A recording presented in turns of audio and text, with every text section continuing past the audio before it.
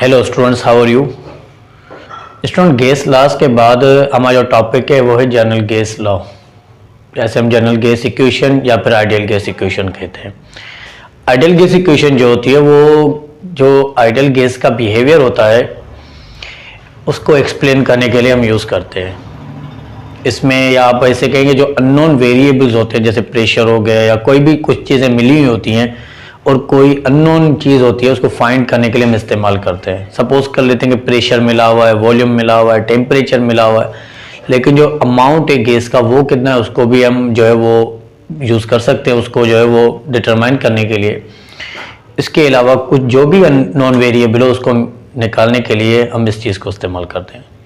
तो अभी हम इस चीज़ को ड्राइव करेंगे, जनरल गैस इक्वेशन को ड्राइव करेंगे कि किस तरीके से आप बॉयल्स लॉ, चार्ल्स लॉ और एवोगैड्रोस लॉ यूज़ करके आप जनरल गैस इक्वेशन को ड्राइव कर सकते हैं।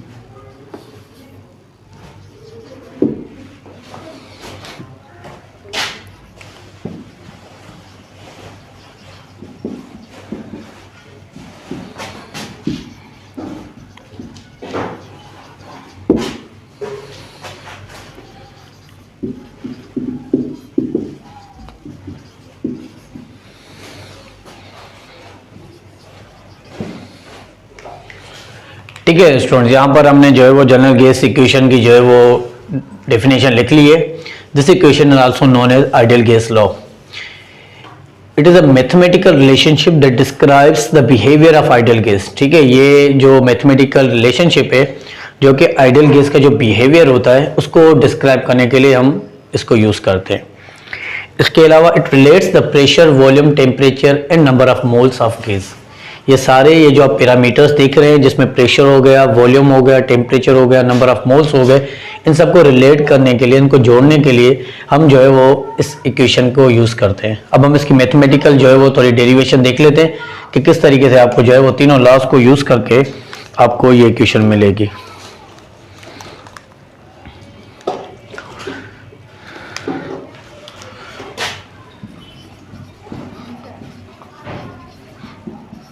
Mathematical form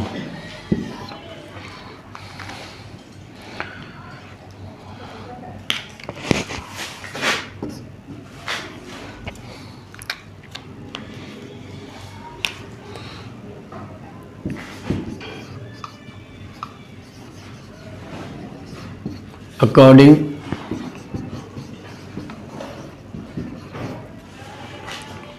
to Boyle's law. ठीक है, बॉयल्स लॉ के अकॉर्डिंग हमने पढ़ा है कि V is inversely proportional to the pressure. Equation number 1,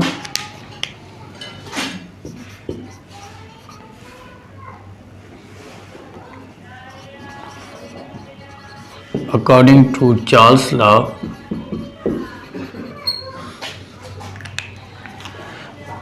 V is directly proportional to the temperature। ये इक्वेशन नंबर 2 हो गई।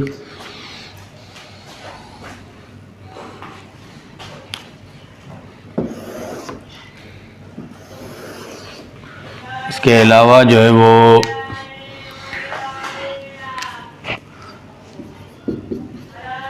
अकॉर्डिंग टू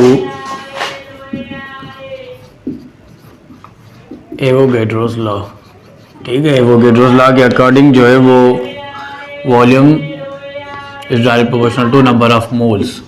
ये इक्वेशन नंबर 3 हो गई। तीनों को कंबाइन कर लेंगे, कंबाइनिंग इक्वेशन 1, 2 एंड 3। तो मालूम है कि V is proportional to temperature number of moles upon में नीचे जो है वो यहाँ पर प्रेशर लिखा हुआ है, तो हम यहाँ पर प्रेशर कहेंगे। अब बेटा यहाँ से प्रोपोर्शनलिटी की तो कांस्टेंट आ जाएगा, तो V is equal to RTN upon P। अब यहाँ P डिवाइड हो रहा है, यहाँ कर मल्टीप्लाई हो जाएगा, तो हम इसको तरतीब में लिखेंगे PV is equal to nRT। This is the general gas law और जनरल गैस इक्वेशन, ठीक है। ये जो है वो जनरल गैस इक्वेशन। इसके अलावा यहाँ पर हमें पता है गैस का ये प्रेशर होगा, ये यहाँ पर गैस का वॉल्यूम, नंबर ऑफ मोल्स, इसे R को हम कहेंगे यूनिवर्सल गैस कांस्टेंट। इसके अलावा ये जो है वो टेम्परेचर है, ठीक है बेटा। तो R यहाँ पर होगा यूनिवर्सल गैस कांस्टेंट। तो हम लिख लेते हैं इसको साइड से, यहाँ पर जो है वो लिख लेते हैं इसको कि जो R है इसे हम गैस कांस्टेंट कहेंगे। इसकी वैल्यू होती है 8.314 जूल पर मोल पर केल्विन, ठीक है। अगर 1 डिग्री टेम्परेचर है किसी भी गैस के पास, आइडियल गैस के पास, और उसका हमने गैस का 1 मोल उठाया हुआ है, तो उस गैस के बाद जो एनर्जी मौजूद होगी उसे हम कहेंगे R, विच इज 8.314 जूल। तो इस तरीके से आप जो है वो जनरल गैस इक्वेशन को आसानी से तीनों लॉज को यूज करके और उसे आप ड्राइव कर सकते हैं। आज के लिए इतना ही। अगले जो लेक्चर होगा हमारा, जिसमें हम काइनेटिक मॉलिक्यूलर थ्योरी को, उसके पोस्टुलेट्स को, इसके अलावा प्रेशर का जो रिलेशन बनता है वो, और इसके अलावा जो है वो काइनेटिक एनर्जी प्रोपोर्शनल होगी टेम्परेचर पर, ये किस तरीके से